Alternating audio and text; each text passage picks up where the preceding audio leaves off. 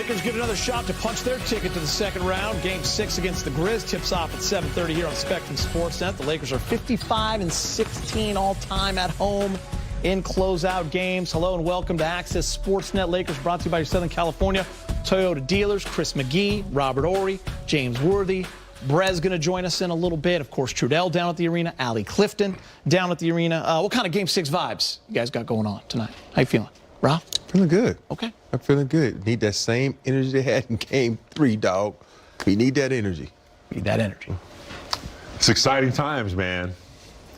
Especially for two old farts like us. Yeah. You even took the week off of golf, kind of. Who can't play. Yeah, I took the week off. Got a little hand injury. But when you've been there, yeah, and this time of the year, it is the most exciting time and nervous time and anxiety, and then controlling all that before tip-off. That's the challenge.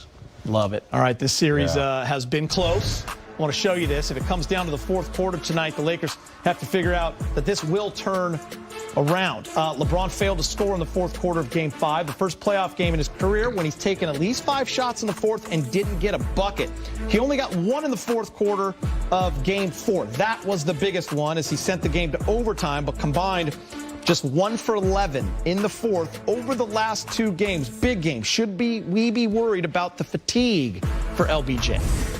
I was in the last game, knowing what he had done to secure that win before they went back to Memphis.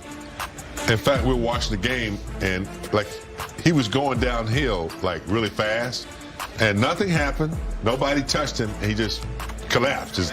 And Fish said, yeah, his legs just, because minutes would do that to you. So, but I think he's a master at recovering and prepping himself. So, the minutes that he had been playing leading up to that last game, he was tired. He took himself out there with, 4 or 5 minutes to go in that last game. Yeah, I think one of the things where he can find ways to conserve energy is just get off the ball and get on down the court, get into position where you can spot up. You're a great spot-up shooter. You're a great post-up player. Take things where you take less stress and less, fatigue moments off your legs. And for me, I think when he does that, it makes him that much better because you don't have to worry about bringing the ball up, trying to go one-on-one. Because we know when you try to go one-on-one with someone, you expend a lot of energy. But when you're in the post going one-on-one, you don't have to expend a lot of energy. So that's what he needs to do. Take the little guy, Brooks, whoever's on him, and punish him in the post. You got Reeves, who he trusts. You got Schroeder. You got D'Angelo Russell. Those guys are great point guards, and Rob is right. Save that energy for when we really need it in the last 2-3 minutes. Yeah, and I think it's also shown along those lines, guys, when it comes to his three-point shot. That has been off just under 17% for the series. And after going 3 for 8 in game number 1, he's only made 3 more. So between games 2 and 5, he's just 3 for 28. Do you expect him to attack this game a little differently? I do. I think, he is one of the smartest players in the game that understands his body and understands the situation. Think about this. The fans and his teammates get more excited when he goes to the hole and gets a layup or and one than he has a 3. And right now, you need that energy, that excitement, that moment provides for the team. And once you start knocking them down from the inside, we all know when you see it go through the net, even though it's a 2-footer, you think you hot. And it's all mental from there. You step outside the 3, you're knocking down threes and go from there. So I think he is going to change his game plan up and punish those little guys they put on him. Yeah. He and Anthony Davis taking turns posting up every other play would be ideal for me. Collapsing the defense because you have to come and help. The key shots from Reeves, Rui, those guys, they're going to need those shots. Beasley, when they, Brown, they need to knock down shots. And I think the way to do that is draw the defense as close to that rim as you can. And when you have 2 monsters like AD and LeBron, at least you have to explore that a little bit and get those guys some shots from the outside. All right, guys, the good news, the Lakers have won 8 of their last 9 home games, including the play-in game. Both home dates in this series. Let's get you live to Crypto.com Arena. Lakers reporter Mike Trudell is there with more. What's up, Mike? What's happening, gentlemen? Geeter, you just referred to how the Lakers are playing in this arena, and one thing that's been very clear throughout, the fans have been fantastic and expect that that's going to continue even to a higher pitch tonight. They know what's at stake here, right? The Lakers certainly do not want to go back to Memphis, and if there's one player who understands the importance of that more than anybody else, they could probably be LeBron James. Quite a lot of experience in Game 6 type settings. So that's where we started with Darvin Ham. Just wondered, what did he notice from LeBron on the plane, shoot around, coming to the arena? He got here like 6 hours ago. All that.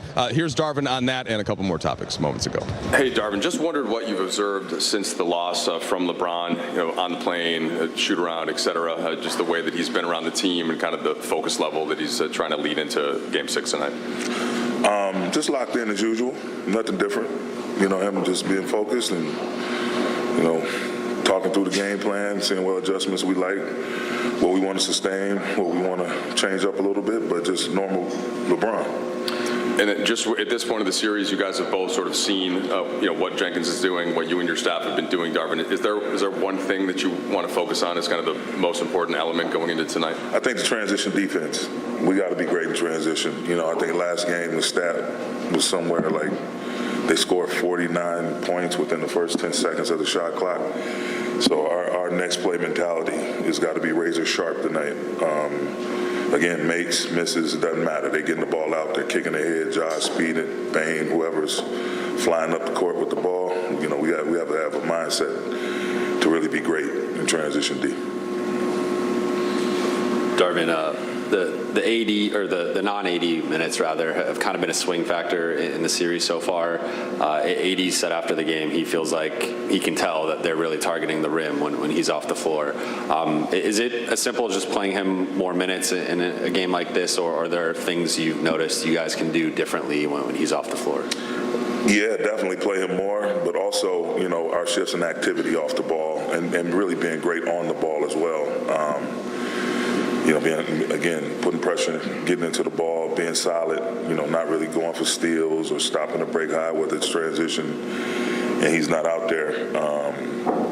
Just getting guys off the ball, being ready to move on pass, really crowding the paint and really defending the paint better, when he's not out there. All right, guys, just got some additional information injury-wise. So Luke Kennard is out for tonight. You saw he left the fourth quarter in Game 5. It looked like, we weren't sure if it was a stinger or something, but apparently a little bit worse than that. Since this is such a key game, that he would be playing if he were able to.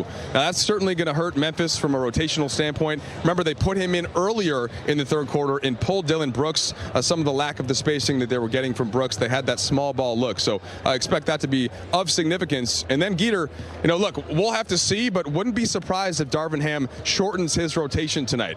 Maybe shortens it to as few as 8 guys. We'll see. And we know that AD is going to get some extended minutes. We know that LeBron will get extended minutes as well. So that's lining up as a positive, I think, for the Lakers, Geeter, because when AD's been on the floor, they've been just fine this series. Yeah, good stuff from you, Mike. Appreciate that. Keep it right here for Game 6 between the Lakers and Grizz. Go get it, Mike. Anthony Davis coming off a monster performance, 31 points and 19 boards in the Lakers Game 5 loss. AD letting it be known he's ready to play 48 minutes or whatever it takes to get the win tonight. And coming up on Access, what's going on with the Lakers bench outside of Rui? They haven't gotten a lot of production. Brez joins us for this pick for who needs to turn that around tonight.